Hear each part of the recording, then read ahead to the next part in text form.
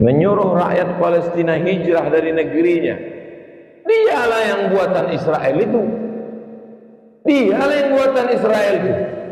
Karena menyuruh orang Palestina pindah. Orang Palestina tak mau pindah. Kami mau mati syahid di sini. Andai semua kalian orang dunia ini tak menolong kami tetap di sini.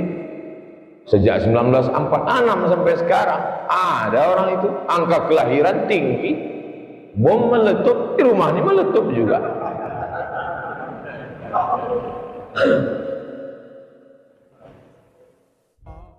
Bagaimana tanggapan Ustadz dengan sikap kita sebagai jamaah? Beberapa Ustadz Wahabi menanggapi Hamas itu dituduhnya Syiah dan buatan Israel.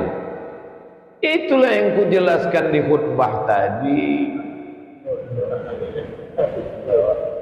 Emang susah kalau orang belum makan siang. Sampai habis suaraku khutbah tadi, itulah isinya. Yang membebaskan Palestina itu Salahuddin Al-Ayyubi, akidahnya Asy'ari, fikihnya Syafi'i, tasawufnya Sunni, hatam dia Ihya Ulumuddin Al-Ghazali. Izzuddin Al-Qassam, akidahnya Asy'ari, fikihnya Syafi'i, tasawufnya Sunni, tarekatnya Syazili. Stop. Kalau dilanjutkan, Wahabi tidak pernah membebaskan Palestina. Kerja dia mau ngobo-obo orang yang udah sembahyang. Itulah kerja dia. Datangnya bukan baru nih, diundang anak-anak muda, balik anak muda itu habis kaki celana ayah kena gunting. Muhammadiyah sesat, NU berarti Jamaah Tabligh Tabaliyah. Dipanggil MUI Kampar, minta maaf. Itulah pula antum dengarkan. Kalau sanggup jadi mujahid, jadilah mujahid. Kalau tak sanggup, jangan mengejek. Malu kita nanti di akhirat. Cukuplah kening aja hitam, jangan hati pun hitam juga. Apakah alat musik itu haram? Nama bukunya Fiqhul Musiqah, fikih musik. Nama penulisnya Syekh Yusuf Al-Qardawi. Tulis saja di Google tuh, fikih musik, keluar PDF, download, baca. Tak bisa bahasa Arab, sudah diterjemah ke bahasa Indonesia. Dikaji dalilnya dari mulai Quran, dari hadis. Kesimpulannya, al-ghina mithlul kalam. Lagu itu sama macam cakap. Kalau cakap tu elok berarti elok. Kalau cakap tu tak elok berarti tak elok. Khaybar, Khaybar ya Yahud, Jaish Muhammad sawfa ya'ud. Lagu. Khaybar, Khaybar ya Yahud, ingatlah peristiwa Khaybar wahai Yahudi. Jaish Muhammad sawfa ya'ud, tentara Muhammad akan datang kembali. Bagus apa tak bagus? Bagus, bangkit semangat anak muda.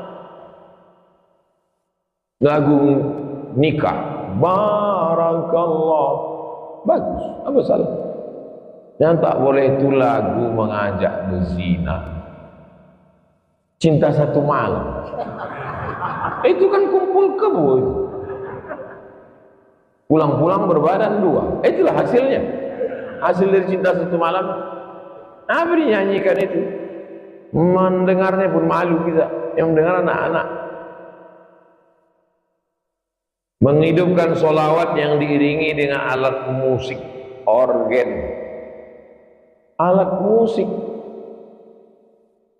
hadis-hadis, ayat-ayat tentang alat musik dikaji. Hadisnya dhaif, hadis mu'allaq dalam Sahih Bukhari tentang ma'azif.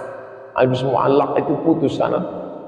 Dia dimuat Imam Bukhari sebagai judul di atas. Kalau dibuat dalam masjid, Pak Ustadz, saya menyarankan kalau nanti acara Maulid Nabi, Isra Mi'raj, Nuzul Quran, menyambut tahun baru Hijrah, maka anak-anak muda suruh di teras, samping sana, teras kiri. Nah, buat grup, situ ada grup, dan situ dia. Supaya kita tak berkelahi di dalam. Lagi pula orang di dalam ini mau etika suaranya. Ibu-ibu yang punya grup di luar. Bismillah tawassalna billah la la la la la. Yang di dalam. Kadang grup ini biasa aja, bedaknya luar biasa. Bini orang di depan ditonton laki orang. Itu kan bermasalah. Nah, jadi jalan keluarnya kami udah latihan udah berbulan-bulan Pak Ustadz sampai hati win-win solution, jalan tengah buat keluar. Suaranya, kan yang penting kan suaranya, biar supaya orang keliling ini tahu bahwa ada acara di masjid.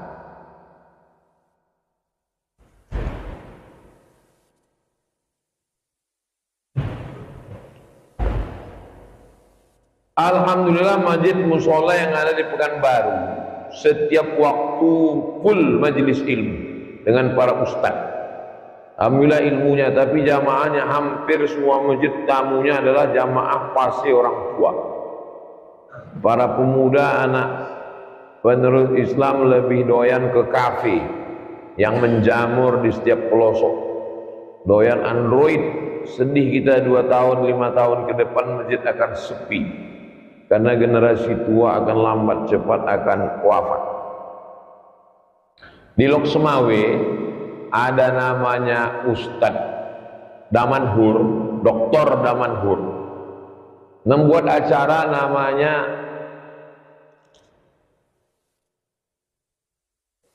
ngopi, ngobrol perkara iman. Dibuat acaranya di kafe.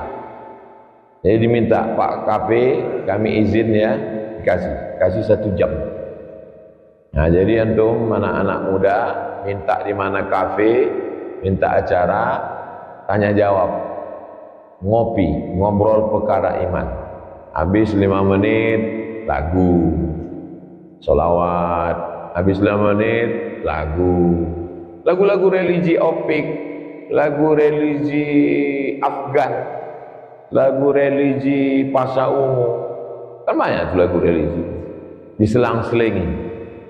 Itu hanya pintu masuknya aja. Kalau anak muda ini udah sadar, nanti ujung-ujungnya akan ke masjid. Ustadz-ustadz yang khusus untuk anak muda, Ustadz Anan Taki, Ustadz Taki Malik, Ustadz Muzammil. Ini Ustadz Muzammil sedang di Pekanbaru nih. Nanti malam beliau yang imam di An-Nur. Nah, jadi buatkan khusus program hijrah anak-anak muda yang suka motor. Nah, dibuatkan khusus untuk anak muda bikers subuhan. Nah, bersama-sama. Anak muda ini mesti dikelola dengan baik. Buatkan khusus. Karena kalau tidak, habis anak muda Pekanbaru, kena narkoba macam-macam.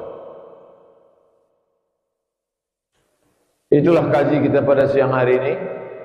Insya Allah nanti malam kita akan jumpa di An-Nur. Sholat maghrib berjamaah, dari maghrib ke isya susun shop, ada nasyid, ada sholawat. Habis sholat isya berjamaah, berwudu, bawa kresek sampah, sendal, bawa alas sholat. Habis itu baru kita tabligh akbar, penggalangan dana. Habis itu kita pulang. Mudah-mudahan itu nanti yang bisa kita jawabkan ketika berhadapan dengan Allah. Apa yang kau lakukan waktu orang Palestina diserang?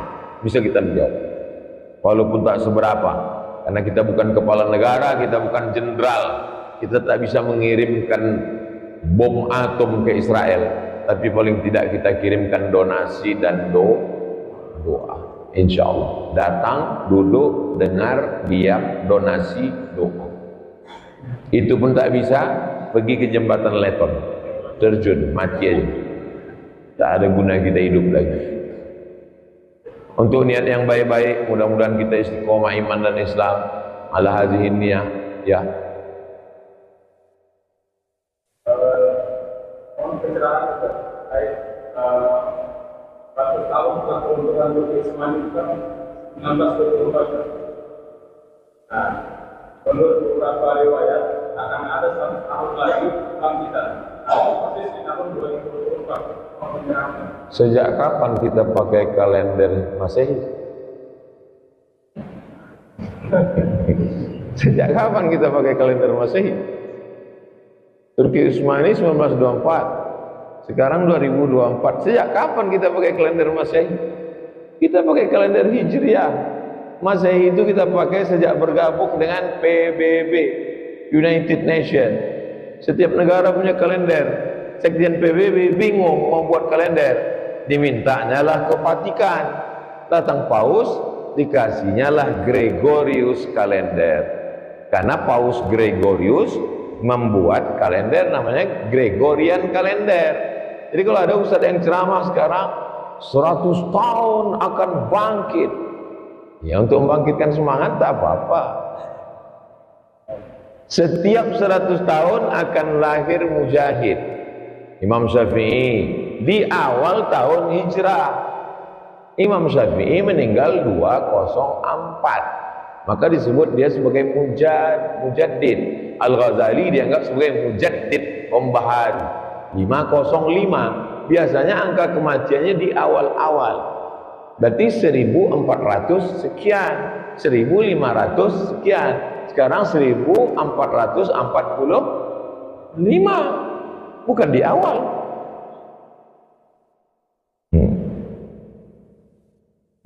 Banyak sekarang orang, saya kalau berceramah ayat, hadis, fatwa ulama, tak keluar dari 3 itu. Ayat, hadis, ulama. Orang sekarang banyak ambil ayat, ambil hadis, cocok-cocokkan. Namanya cocokologi. Dan yang mendengar pun cocok aja, cocok aja. Jangan begitu.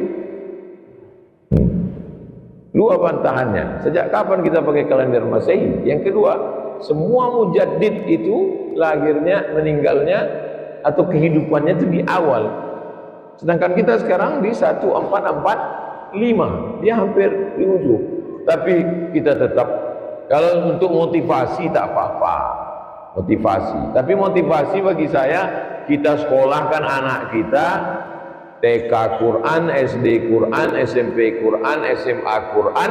Habis itu terserah dia mau jadi psikolog, dokter spesialis, pengacara, polisi, tentara. Yang penting nanti dia menolong agama.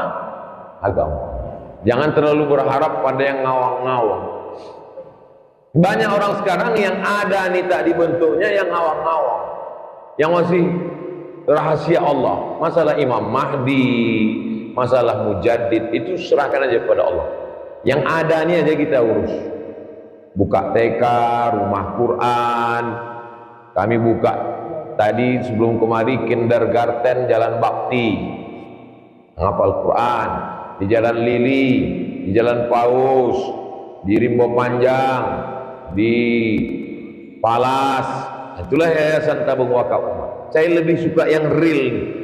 Adapun kedatangan Imam Mahdi, mujaddid, itu urusan Allah yang akan mengirim. Kalau kita fokus pada yang ada nih, itu dikirim Allah, alhamdulillah. Kalau kita tidak fokus pada yang ada nih, asik mikir yang itu, nanti kita terlalu menduga-duga. Muncul orang, ini jangan-jangan ini Imam Mahdi.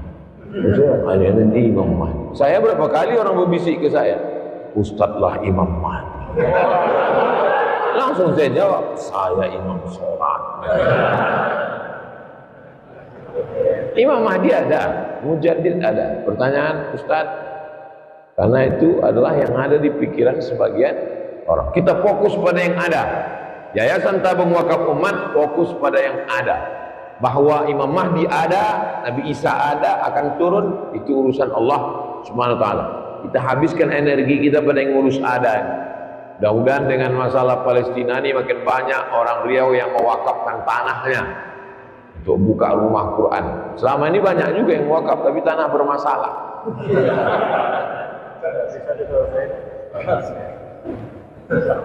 Allah haziniah untuk yang niat baik-baik, semua kebaikan untuk kita, keluarga, negara. Al-Fatihah.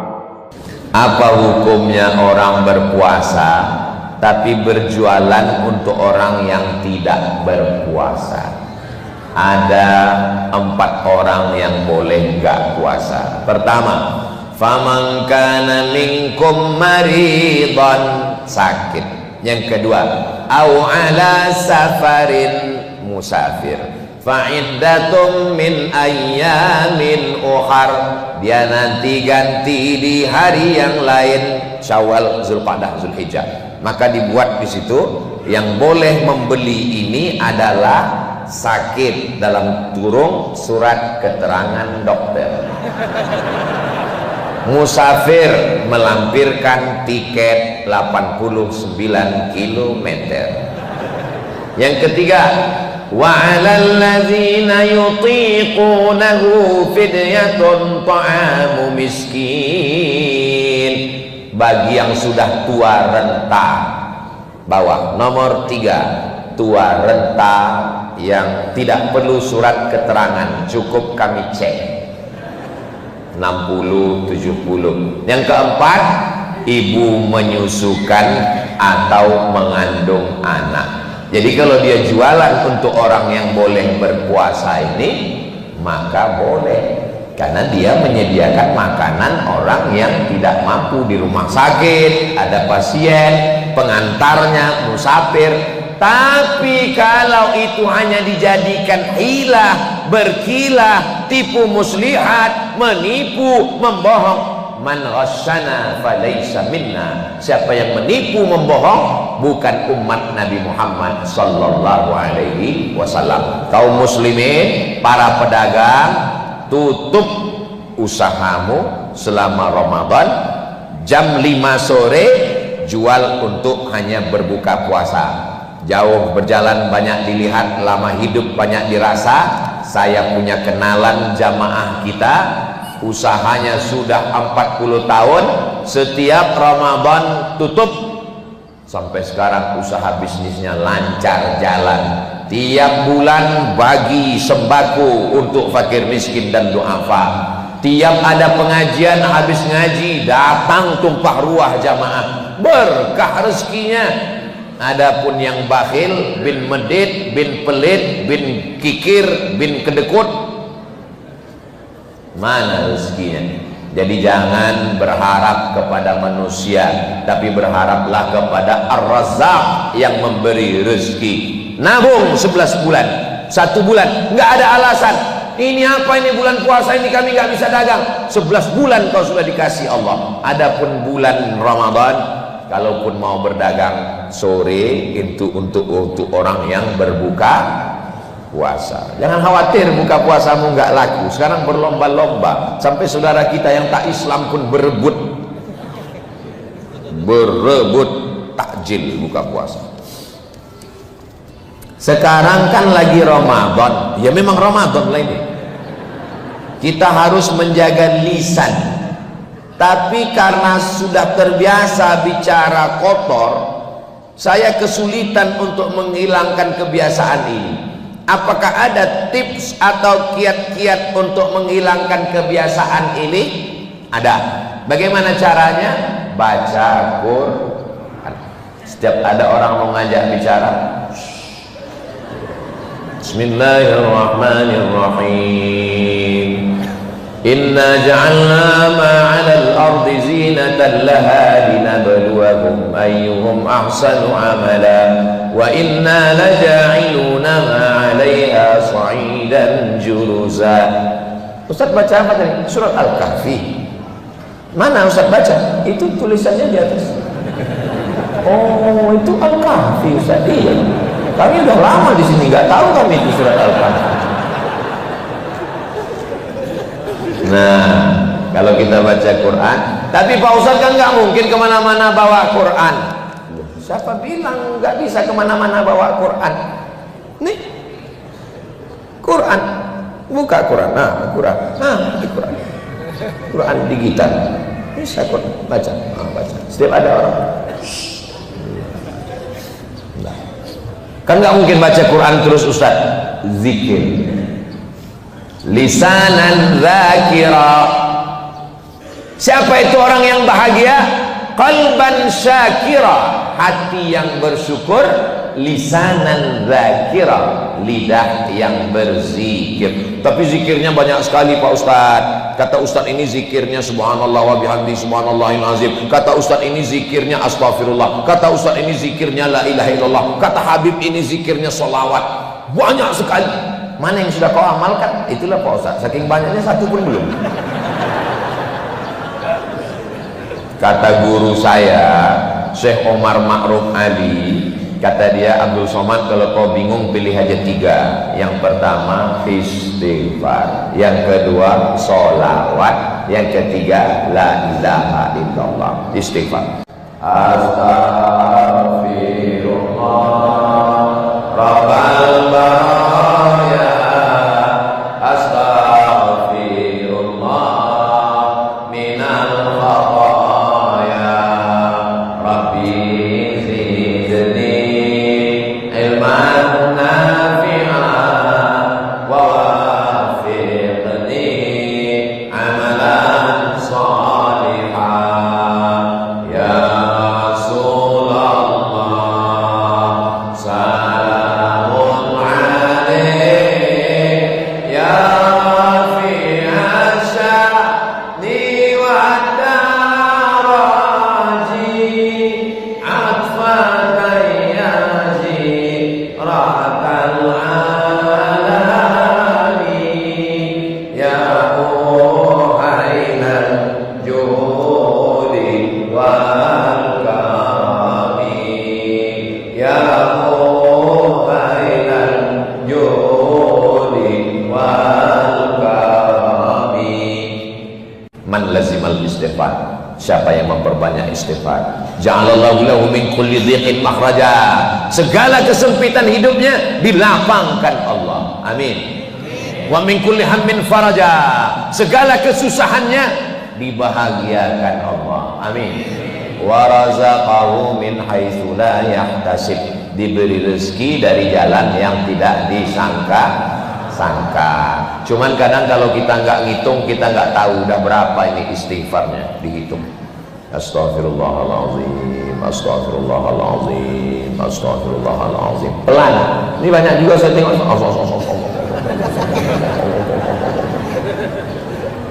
Pergi umrah beli tasbih 100, kasih teman 99, tinggal 1 untuk mobil.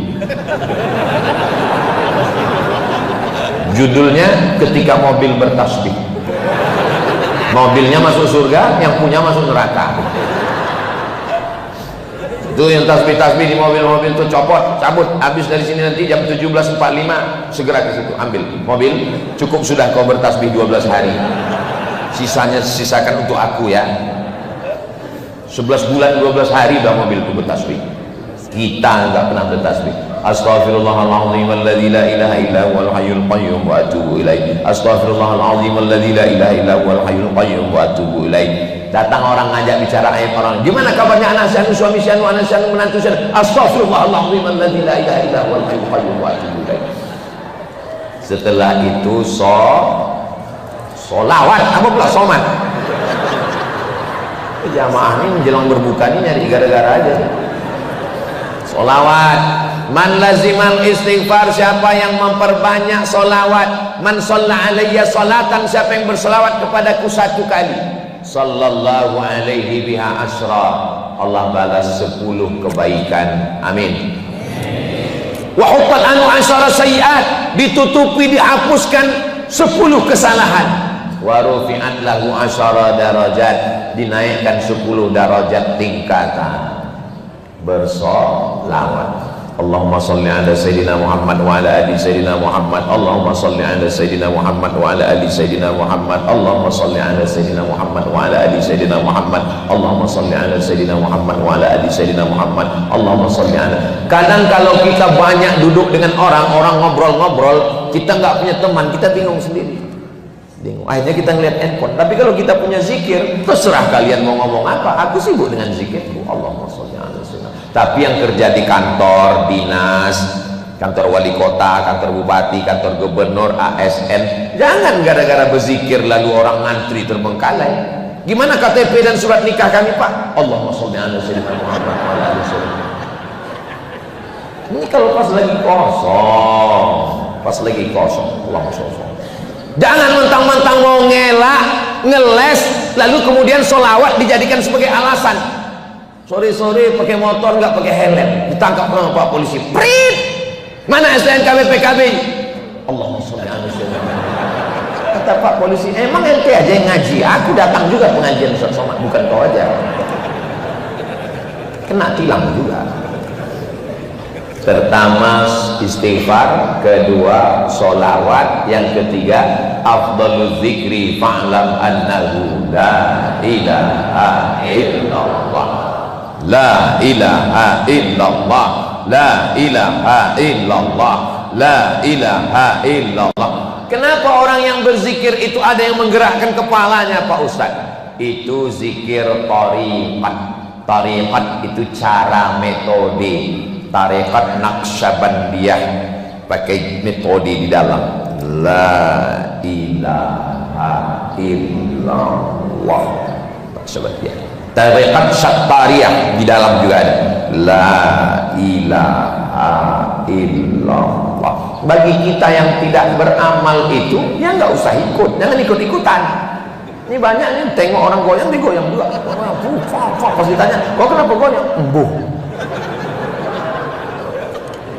Bagi yang tidak mengambil baiat tarekat, ya zikir biasa aja. La ilaha illallah, la ilaha illallah, la ilaha illallah, la ilaha illallah. Ustaz zikirnya pejam mata atau buka? Ya terserah. Mau buka, mau tutup. Kalau Ustaz sendiri, saya zikir pejam mata, karena dengan pejam itu saya lebih khusyuk. Kalau saya buka, saya tengok orang. Apalagi zaman sekarang, orang ke masjid bajunya tulis-tulis, buka mata tengok tertulis coblos nomor kan? Rusak konsen saya.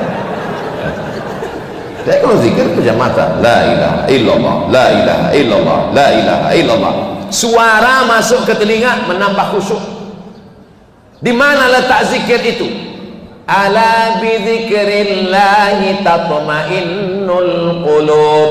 Dengan banyak berzikir maka hati menjadi tenang. Di mana letaknya? Nih, qulub itu qalbun, jantung di bawah, berdegup, berdetak. Dua jari di bawah. Jantung itu bunyinya. Itu yang normal. Kalau yang nggak normal, biasanya jantung itu nggak normal karena dua sebab. Yang pertama jatuh cinta, yang kedua jatuh tempo. Maka untuk menenangkan hati itu berzikir. Zikir. Mulut menyebut, letaknya di sini, pikiran sadar. Connect antara tiga. Mulut menyebut, letaknya di sini, pikiran sadar. La ilaha illallah, la ilaha illallah, la ilaha illallah, la ilaha illallah. Apakah zikir itu bersuara atau tidak? Wadhkur rabbaka fi nafsika. Sebutlah Tuhanmu di dalam dirimu.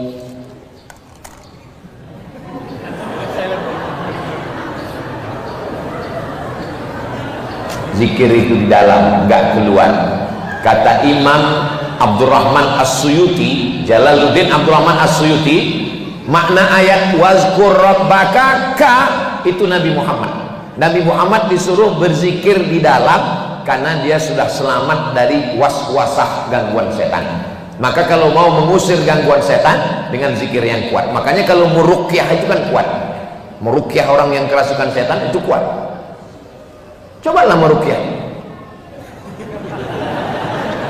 Kata setannya, maksud Allah kata setan. Meruqyah itu kuat. Allahu la ilaha illa huwal hayyul qayyum la ta'khudhuhu sinatun wa la naum. Saya kebetulan diminta jadi dewan juri musabaqah tilawatil Quran. Jadi pagi-pagi saya turun mau sarapan di hotel, dipanggil sama dewan juri senior. Ustaz Somad, sini. Saya pun datang. Ada apa Pak? Rupanya ada satu qori'ah lagi kerasukan setan. Mereka baca di situ pelan. Allahu la ilaha illa huwal hayyul qayyum. Setannya nggak peduli. Pas saya baca, telinga kanan saya baca, Allahu la ilaha illa huwal hayyul qayyum la ta'khudhuhu sinatun wa la nawm. Sehat. Sehat. Begitu dia sehat, saya cemas. Yang saya cemaskan dua. Yang pertama, setan itu lari ke saya. Yang kedua, anak gadis ini sehat, takutnya diserahkan ke saya. Itu, sejak saya itu saya nggak mau rukyah. Itu. Jadi makna ayat wazkur rabbaka fi nafsika untuk Nabi Muhammad sallallahu alaihi wasallam, kata Imam Jalaluddin Abdul Rahman Asyuti dalam kitab Al-Hawi lil Fatawi. Yang kedua, ayat itu setelah ayat sebelumnya. Apa bunyi ayat sebelumnya? Wa idza quri'al Qur'an, kalau ada orang baca Quran, fastami'u lahu, dengar baik-baik, wa ansitu, diam, la'allakum turhamun, turun rahmat. Walqur rabbaka fi nafsika, berzikirlah engkau dalam dirimu. Maksudnya kalau ada orang baca Quran, jangan zikir kuat. Ada qari baca Quran, a'udzubillahi minasyaitonir rajim, la ilaha illallah. Dengarlah orang baca Quran, bismillahirrahmanirrahim, la ilaha illallah. Dengarlah orang baca Quran. Tapi kalau tidak ada, tetap jaga makharijul huruf bunyi, karena di situ pintu masuk setan. Ini kadang terlalu kencang sampai nggak jelas nih. Apa ini? Kata Syekh Muhammad Ali,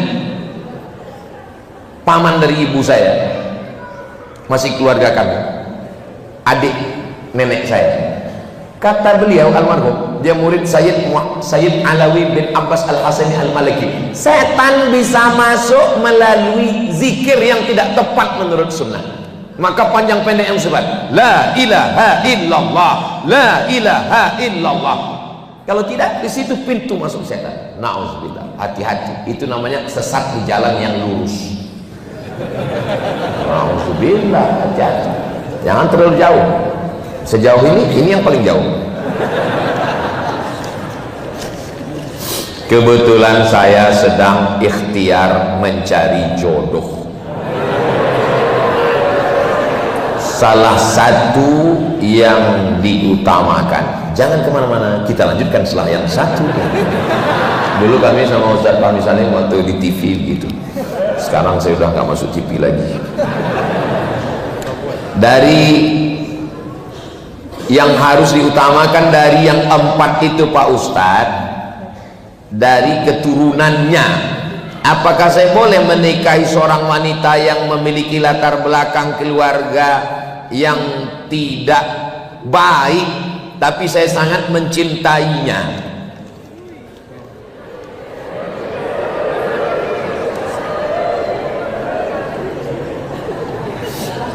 Bapaknya pecandu narkoba, ibunya pelakor, nggak ada disebut, ini cuman penjelasan dari saya. Misalnya, tapi kau sangat mencintai anaknya, kalau kau biarkan anaknya dalam keluarga yang tidak baik ini, lalu siapa yang menyelamatkannya? Kaulah pemuda yang dipilih oleh Allah untuk menyelamatkannya. Dari sekian banyak pemuda-pemuda ini, kaulah satu-satunya menurut ilmu Allah yang mampu untuk menyelamatkan. Bayangkan itu. Bahkan saya pun tidak dipilih Allah untuk menyelamatkan. Maka kuatkan tekadmu, azammu, tapi hati-hati, karena banyak juga tukang pancing dilarikan ikan. Maka mentalmu mesti kau kuatkan. 3 yang mesti kau kuatkan. Yang pertama, akidahmu kuat. Yang kedua, ibadahmu kuat. Yang ketiga, akhlakmu kuat. Karena nanti setelah menikah, kau akan berhadapan dengan mertua Fir'aun. Kau akan berhadapan dengan mertua perempuan mak lampir. Dan kau akan berhadapan dengan anak Fir'aun kompilasi dengan mak lampir.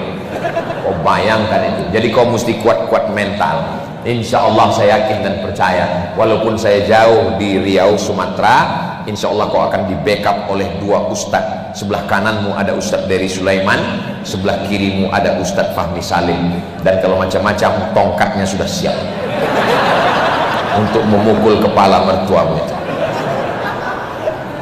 Jangan tunda-tunda, cepat perbuatan baik. Nanti di Syawal, nikah bulan Syawal itu sunnah. Nabi menikahi Sayyidatuna Aisyah. Nanti bulan Syawal langsung. Saya insya Allah hanya mengucapkan dari jauh, barakallahu lakuma wa barokah. Tolong kirimkan namanya, nanti saya buat, saya upload di Instagram Ustaz Somad yang followernya 9 juta itu. Maksudnya yang belum follow, Allahu Akbar. Maksudnya yang belum follow lah itu.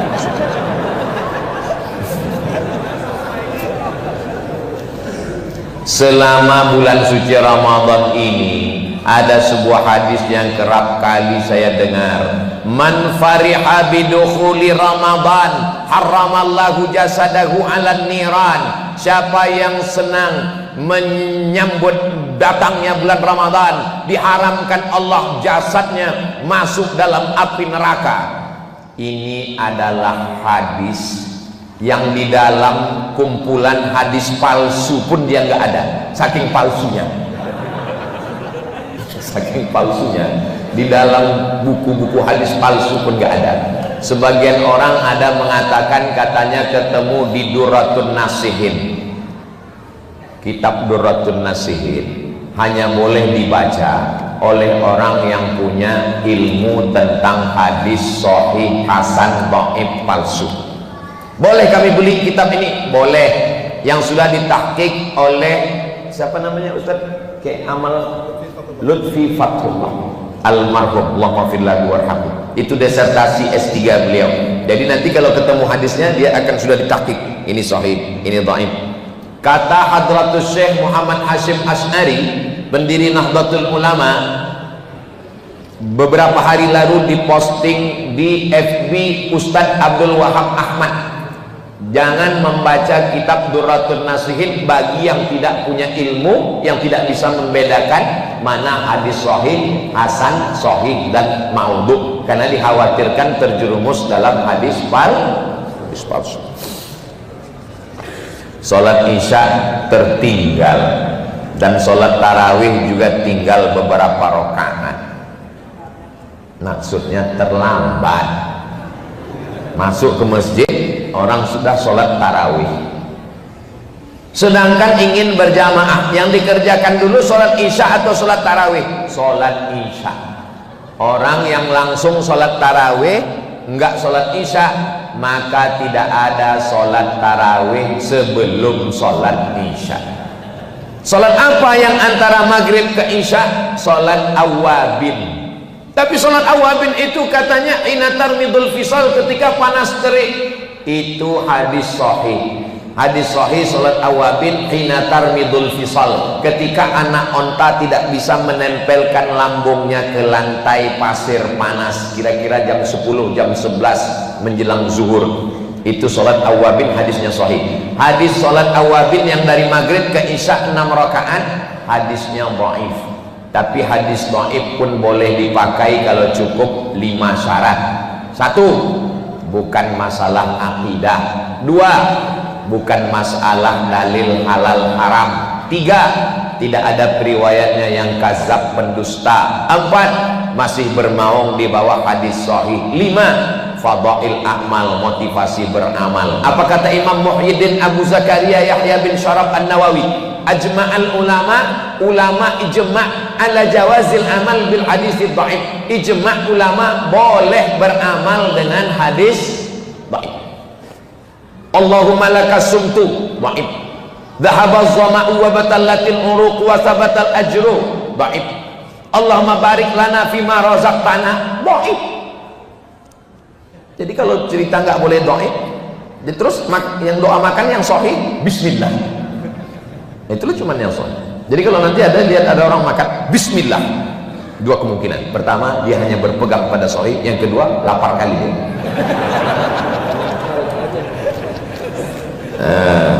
Ini tentang masalah. Apa hukumnya sholat tanpa doa? Setelah selesai sholat, setelah sholat tidak berdoa. Assalamualaikum warahmatullahi wabarakatuh. Assalamualaikum warahmatullahi. Kentut aja boleh. Sholat itu mana? Yang dimaksud dengan sholat itu mana?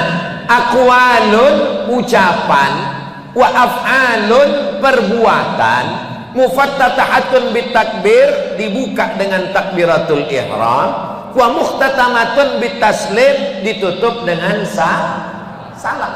Itulah sholat. Allahu Akbar, ditutup dengan salam. Assalamualaikum warahmatullahi wabarakatuh. Assalamualaikum warahmatullahi wabarakatuh. Sholat sudah selesai. Adapun berzikir, Astaghfirullahaladzim, la ilaha illallah syarikalah, Allahumma antas salam, subhanallah 33, alhamdulillah 33, Allah akbar 33, sunnah. Kenapa berdoa selesai sholat? Doa yang paling afdal dua. Pertama, jaufil lail, tengah malam, tahajud. Bangun, makan sahur, jangan cuma bangun, sempatkan sholat tahajud. Yang kedua, duburis sholat. Duburis sholat maknanya dua menurut ulama. Pertama, duburis sholat sebelum salam.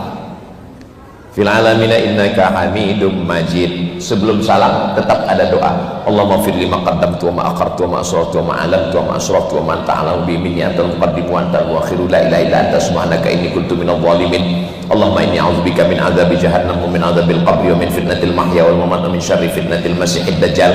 Yang kedua, Allahumma a'inni ala dzikrika wa syukrika wa husni ibadatik. Tambah doa-doa lain. Habis itu salam. Assalamualaikum warahmatullahi. Makna yang kedua, duburi salat, selesai salam. Lihat penjelasan Imam Ibnu Hajar Al-Asqalani tentang beberapa dalil bahwa selesai salam pun makbul, mustajab berdoa.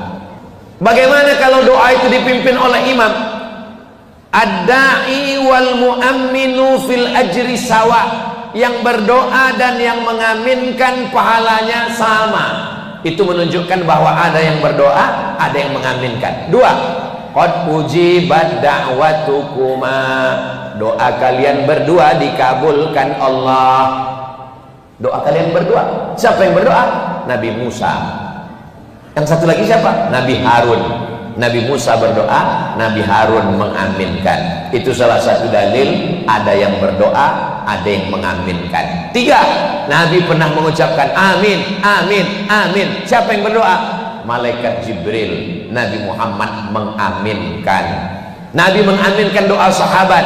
Amin, sabaqaka, kau sudah didahului oleh sahabat. Itu menunjukkan bahwa ada yang berdoa, ada yang mengaminkan. Hanya saja kalau kebetulan diminta orang untuk berdoa, tolong doanya jelas. Ini kadang banyak doanya enggak jelas. Mau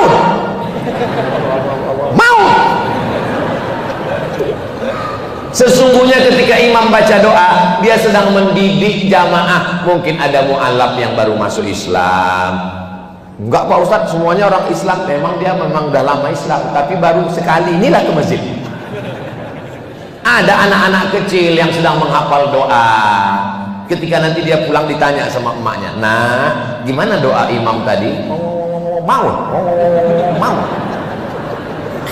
Doa nggak usah panjang-panjang. Saya pernah acara nuzul Quran dengan Pak Wali Kota, setengah jam. Pertama jamaah semangat, begitu sebelumnya gini aja. Kalau ada orang berdoa tangannya di paha, itu artinya terserahlah ya Allah, mau kabul-kabul enggak. Saya kalau berdoa itu cuma 10 aja. Saya kalau berdoa 10. Allahumma inna nas'aluka salamatan fid din wa afiatan fil jasad wa ziyadatan fil ilmi wa barakatan fil rizqi wa taubatan qabla al maut wa rahmatan indal maut wa maghfiratan ba'dal maut. Allahumma hawwin alaina fi sakaratil maut wan najata minan nar wal 'afwa indal hisab. Untuk orang tua, Rabbana fil lana dzunubana wa liwalidayna warhamhuma kama rabbayana shaghira. Pamungkas dunia akhirat, Rabbana atina fid dunya hasanah wa fil akhirati hasanah wa qina adzabannar. Tutup dengan selawat. Wa sallallahu ala sayyidina Muhammad wa ala alihi washabihi wasallam walhamdulillahi rabbil alamin. Penting doa 10 ini dihafal, apalagi Bapak nanti pulang umroh. Pulang umroh di kantor diminta, berikut ini mari kita mintakan baca doa. Kan nggak mungkin ngaku batuk terus.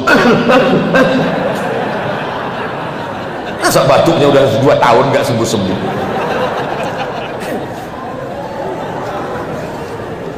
Maaf Ustaz, saya mohon maaf, beribu maaf, tuli bisu tidak bisa mendengar dan bicara.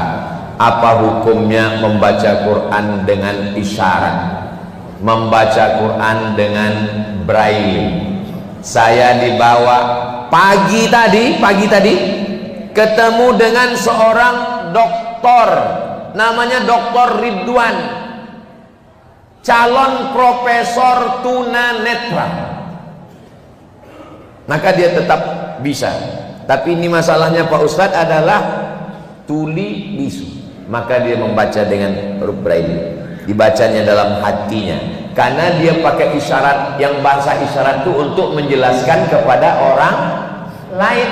Sedangkan ketika dia membaca Al-Quran, dia sedang membaca untuk dirinya sendiri. Tapi kalau dia mau menjelaskan kepada saudaranya bahwa ayat yang kubaca ini adalah ya ayyuhalladzina amanu kutiba alaikumusiyam kama kutiba alal ladzina min qablikum la'allakum tattaqun. Tapi kalau dia membaca untuk dirinya sendiri, cukup dibacanya an zahri qalbin, di dalam hatinya. Kalau dia hafal, kalau dia tidak hafal dengan huruf braille, itu dicetak. Bapak Ibu tolong kunjungi panti-panti saudara kita ini. Ramadan ini bawa anak, bawa istri, bawa bukan puasa, bawa. Assalamualaikum Bapak Panti. Waalaikumsalam. Saya mau buka bersama di sini, mau kasih makan pada semua. Berapa orang yang ada di sini? Ada 100. Nah, 2 orang aja. Bapak 2, Bapak 2, Bapak 2. Kita 50 orang, kan cukup makan bersama. Melihat langsung itu beda loh Pak. Saya dibawa oleh artis-artis hijrah musyawarah ke panti tunanetra. Begitu sampai di sana, mereka pegang tangan saya. Oh, Ustadz Somad ternyata kecil kan. Kenapa Bapak ngomong gitu? Kami udah lama dengar suara Ustadz. Didengar dari suara itu sepertinya orangnya gagah. Rupanya Ustadz banyak makan ya. Meleleh air mata saya sambil tersenyum. Bersatu haru biru luar biasa. Mereka bisa tersenyum, mereka bisa bercanda.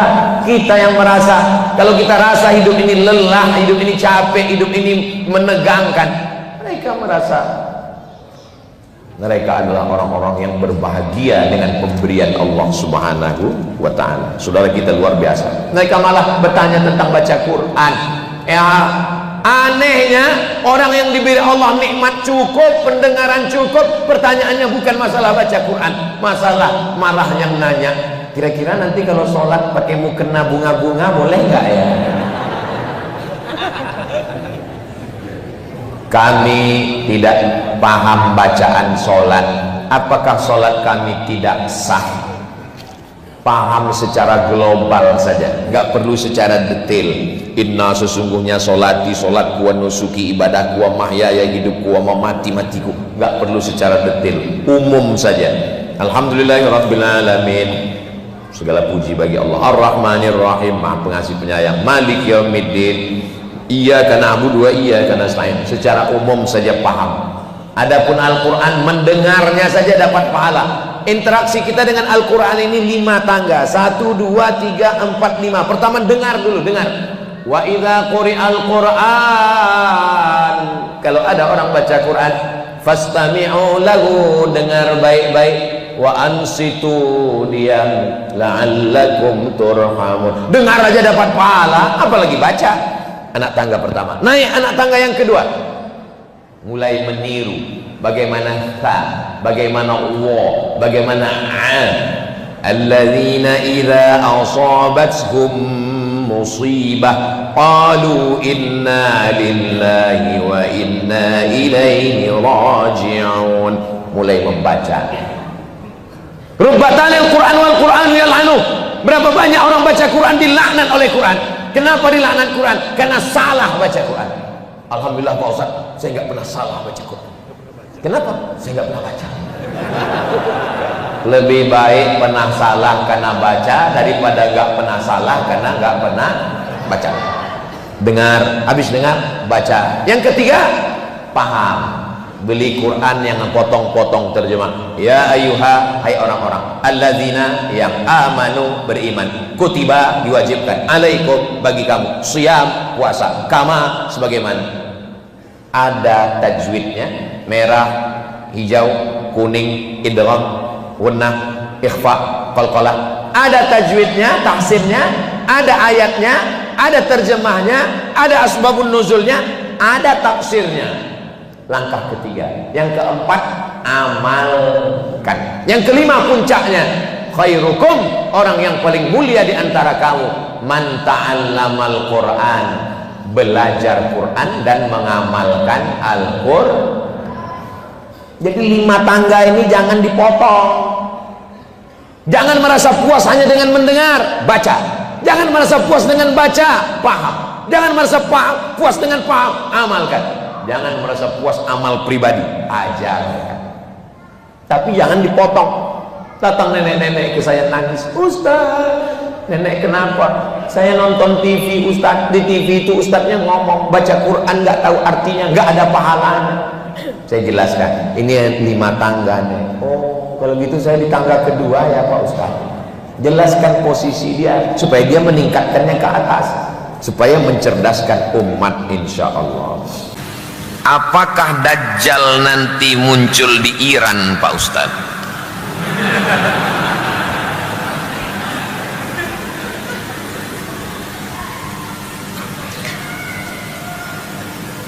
Dajjal itu nanti akan dibunuh oleh Nabi Isa. Makanya kita minta perlindungan, Allahumma inni a'udzubika min azabi jahannam wa min azabil qabri wa min fitnatil mahya wal mamat wa min syarri fitnatil masihid dajjal. Karena yang membunuh ad-dajjal itu al-masih, al-masih yang asli membunuh al-masih yang KW. Al-masih KW itu al-masih dajjal. Cukup.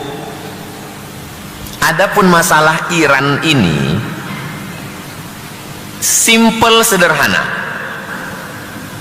Ini kita ini kan terlalu sibuk di dalam kotak ini kotak.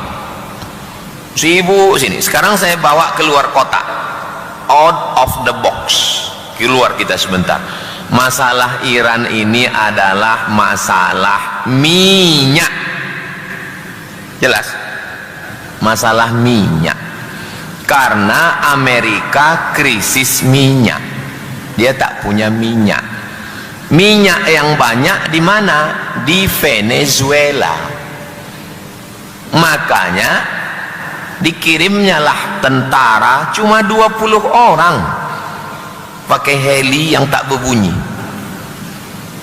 Turun, dipencetnya tombol, semua tentara yang mengawal istana Maduro, presiden Venezuela itu, begitu dipencet langsung tertidur di kamar tidurnya. Maduro itu ditangkap. Ustaz dapat cerita dari mana? Intel cerita ke saya. Cuman 20 orang Ustaz yang menangkap Maduro. Kenapa Trump mengangkat Maduro? Untuk mengambil minyak Venezuela. Tapi minyak Venezuela ini bermasalah. Kenapa? Minyak Venezuela terlalu kental, berat, dan untuk memasang pipanya tidak aman karena orang Amerika Latin itu banyak penjahat. Minyak yang paling murah, paling ringan, minyak di Arab ini. Maka Saudi Arabia namanya Aramco. Apa namanya? Aramco. Aramco itu singkatan dari Arab Amerika Corporate. Aramco, Arab Amerika. Saudi, Kuwait, Dubai. Ada satu yang melawan, namanya Saddam. Saddam melawan. Macam mana cara menggulingkan Saddam? Dibilanglah Saddam punya senjata pemusnah massal. Sampai sekarang tak ada senjata pemusnah massal. Mati Saddam, muncul pemusnah massal COVID-19. Tak ada pemusnah massal. Ini rebutan minyak ini ceritanya. Belanda datang ke Indonesia mencari rempah-rempah. Awak pun terbodoh. jauh-jauh naik kapal laut dari Eropa ke sini nyari rempah, kata dia. Rempah apa? Mereka ke sini nyari minyak, emas, nikel, batu bara. Betul, memang nyari rempah-rempah itu di atas, yang mau dikeruknya itu Chevron, Caltech, sekarang udah balik ke Pertamina. Ini ceritanya rebutan minyak ini sekarang. Jadi sebetulnya cerita itu sederhana. Bukan saya menafikan tentang Dajjal, betul, tapi keluar sedikit dari Dajjal nih. Ini minyak, bro. Kalau digulingkan Ayatullah Khamenei, penggantinya sudah siap. Siapa dia? Anak dari yang digulingkan Khomeini tahun 7980 dulu, Reza Pahlavi. Reza Pahlavi kan digulingkan. Nah, anaknya dipelihara Amerika, udah tua sekarang, udah siap dia nih. Nanti kalau digulingkan ini Khamenei, tumbang Iran, mau balik lah wak ini yang udah tak tahan mau balik kampung ini. Menurut Trump 4 hari selesai ini, kan janji dia 4 hari. Saya jumpa sama jenderal ya, menurut strategi perang, jenderal kan bisa melihat ini. Bagaimana jenderal melihat ini? Iran itu tidak bisa dikalahkan, Pak Ustaz. Kenapa? Karena dia berperang melawan Irak 8 tahun. Jadi mereka hobinya berperang 8 tahun berperang melawan Saddam. Dan ketika 4 hari tak selesai, maka Amerika minta gencatan senjata. Karena Amerika minta gencatan senjata, dia yang memulai, dia pula yang mengakhiri. Jadi ini adalah rebutan minyak. Kenapa Rusia membela Iran? Kenapa Cina membela Iran? Apakah mereka Syiah? Tidak. Paham? Xi Jinping membela Iran, Putin membela Iran karena minyak mereka dari Iran. Kuncinya ini adalah masalah minyak. Gak usah terlalu ribet memikirkan Dajjal itu nih. Minyak, kok minyak.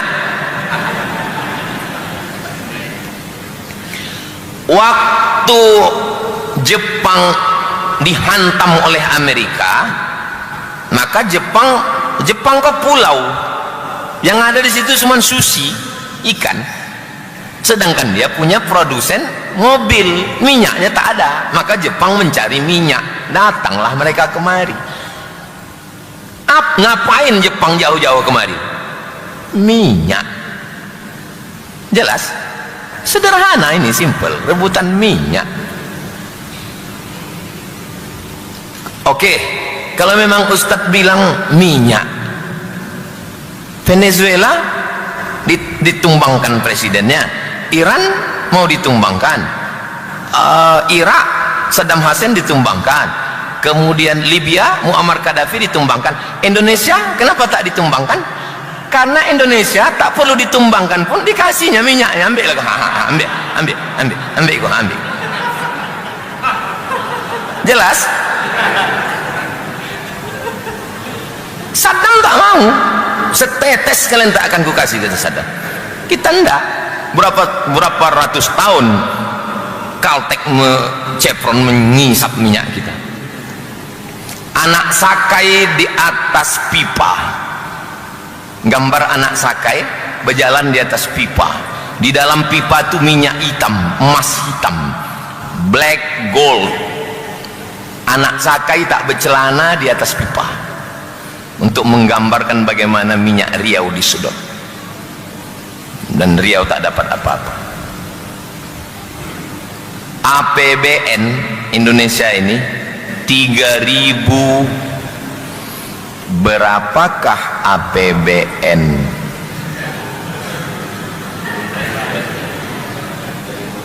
berapakah APBN 2026?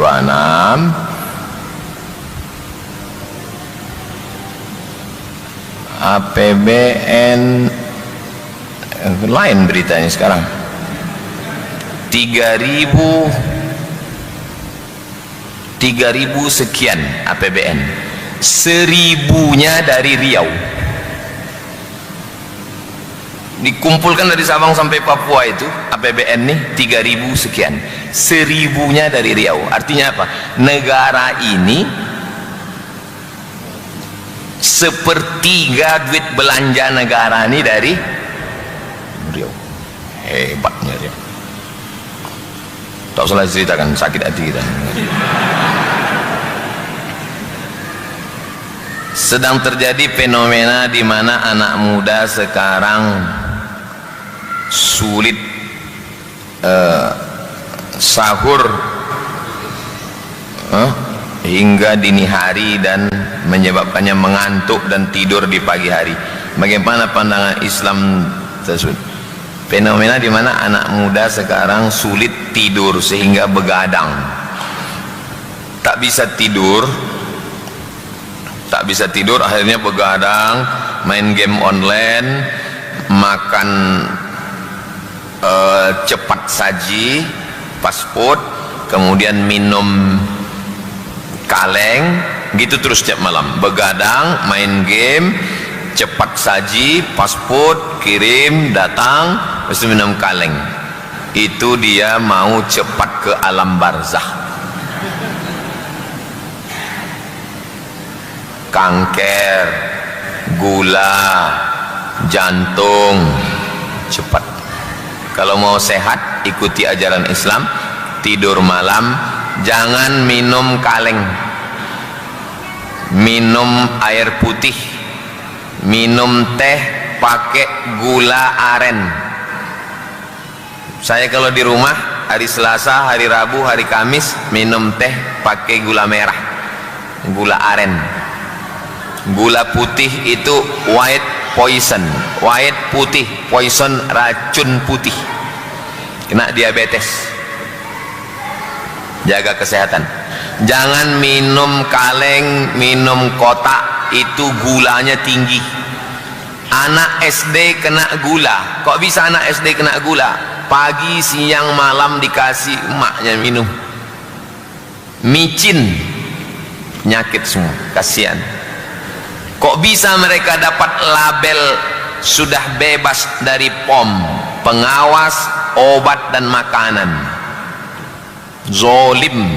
Kenapa meloloskan racun-racun ini untuk dimakan rakyat? Hanya karena mereka bayar.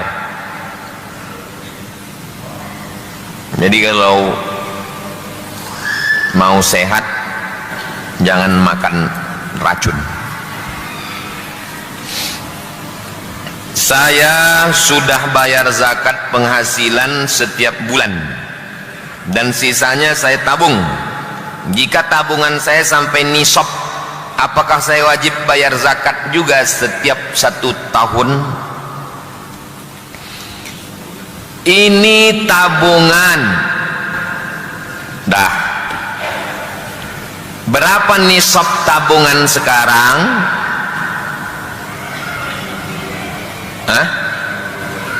92 juta. 92 juta tabungan, keluar zakatnya 2,5%. Keluar zakatnya 2,5%. Berapa? 92 juta tadi ya? Dari Basnas 92 juta.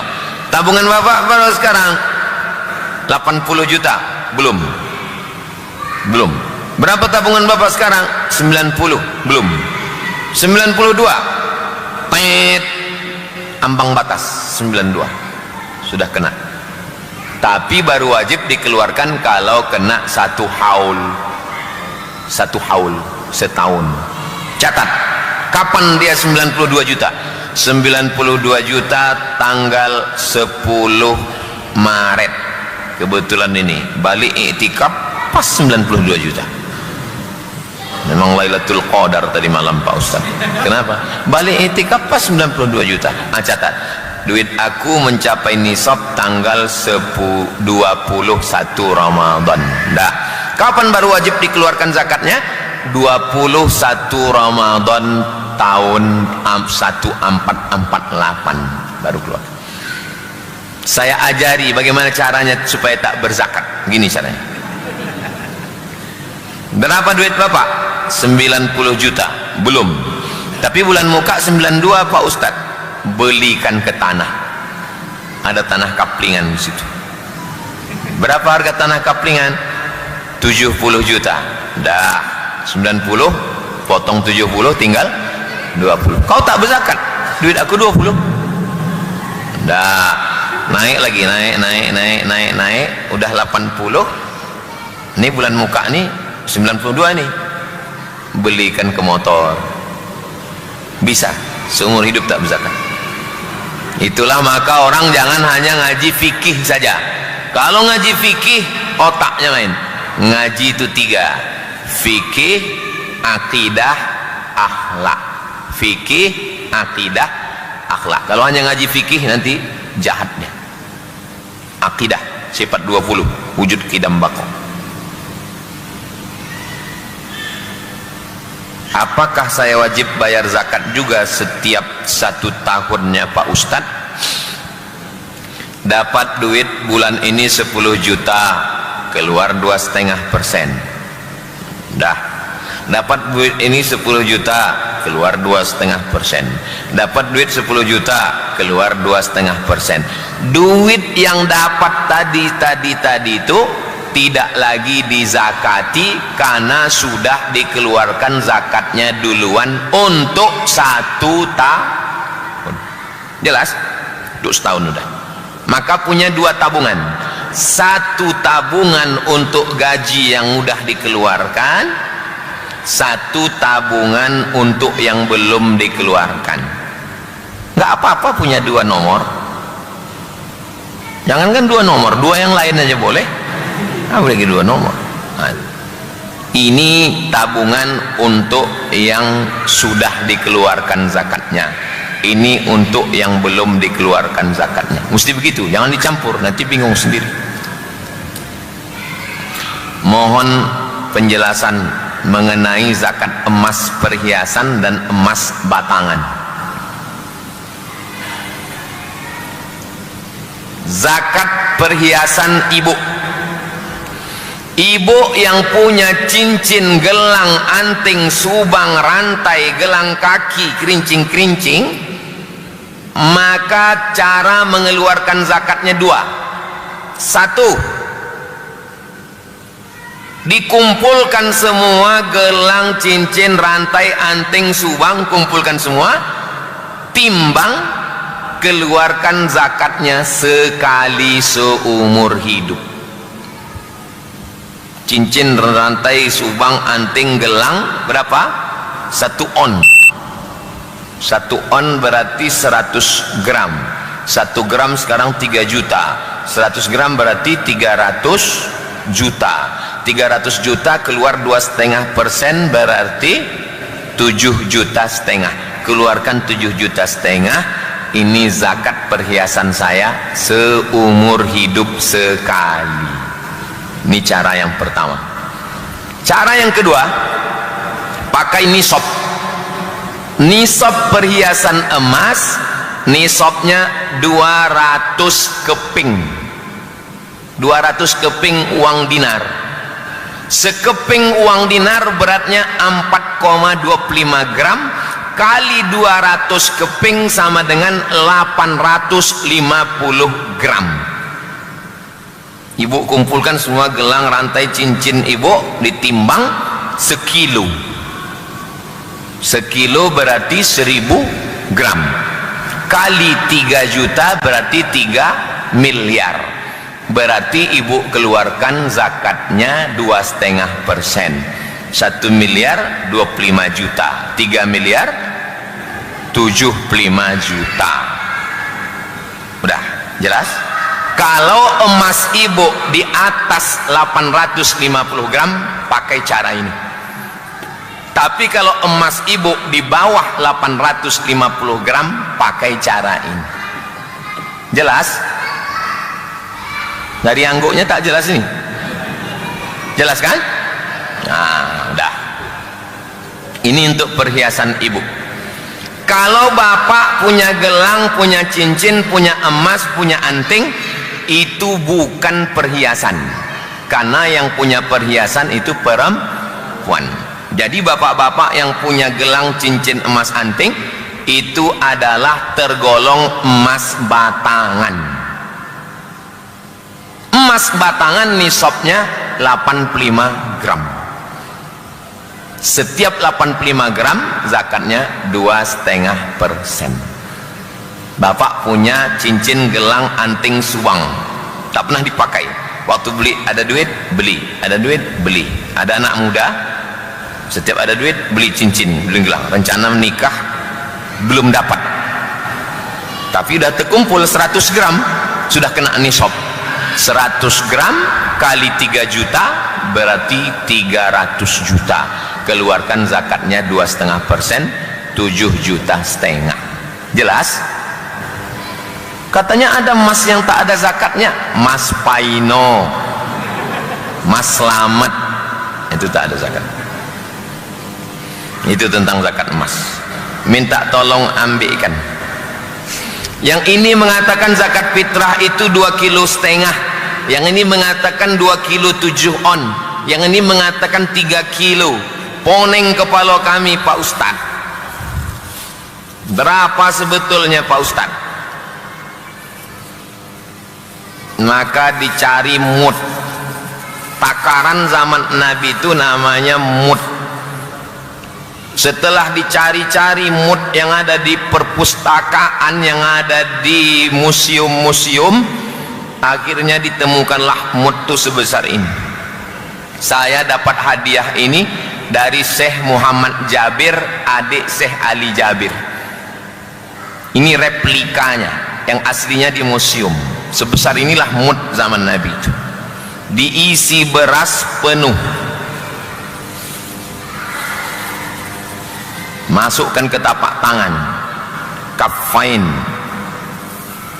tumpah pula.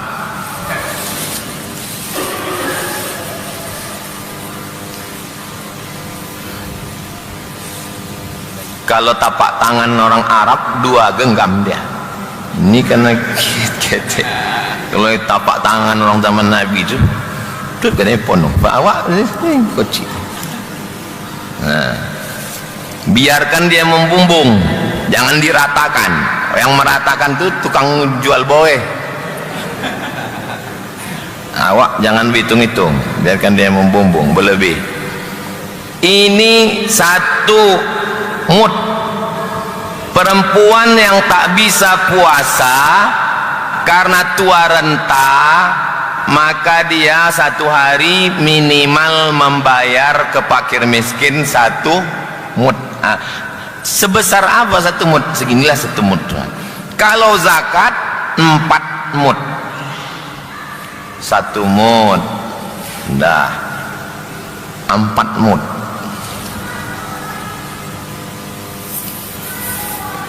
Jangan rekam lama-lama, habis paket.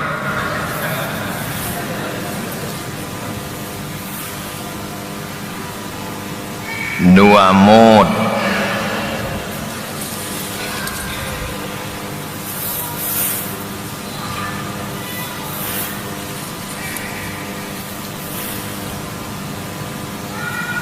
Tiga mud.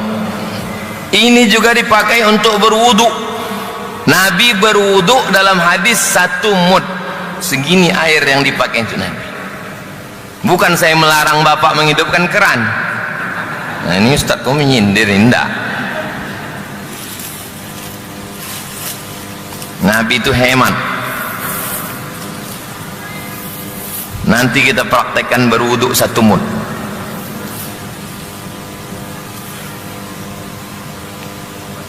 Empat mud. Timbanglah 4 mud nih berapa kilo. Itulah ada zakat fitrah. Ada mau timbangan? Nah, timbang. Itulah. Kalau nanti hasilnya 2,5, berarti itu 2,5. Kalau hasilnya, maka tak bisa pakai timbang. Karena kalau diisikan ke sini beras, beda beratnya.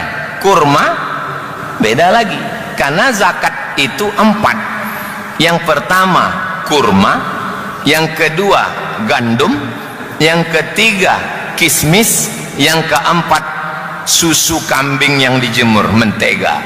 Zakat fitrah zaman Nabi cuma 4. Yang pertama gandum, yang kedua kurma, yang ketiga kismis, yang keempat susu kambing yang dijemur, mentega. Maka kalau dipakai definisi, kalau tidak dibuat Nabi bid'ah, maka berzakat pakai beras ini bid'ah, karena Nabi tak pernah berzakat pakai beras. Carilah hadisnya kalau ada berzakat pakai beras. Dan Nabi tak pernah makan nasi, maka makan nasi itu bid'ah. Kunyahlah kurma itu.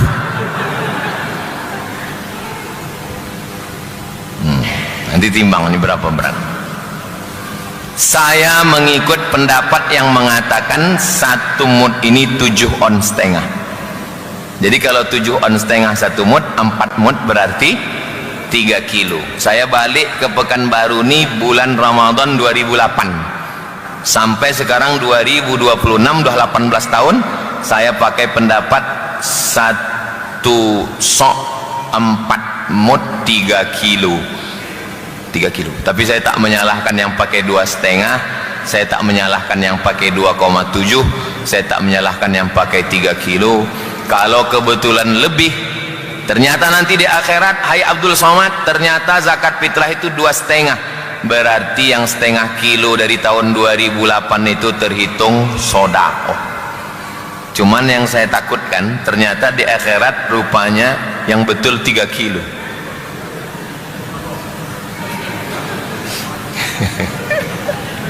Menakut-nakuti Ustaz.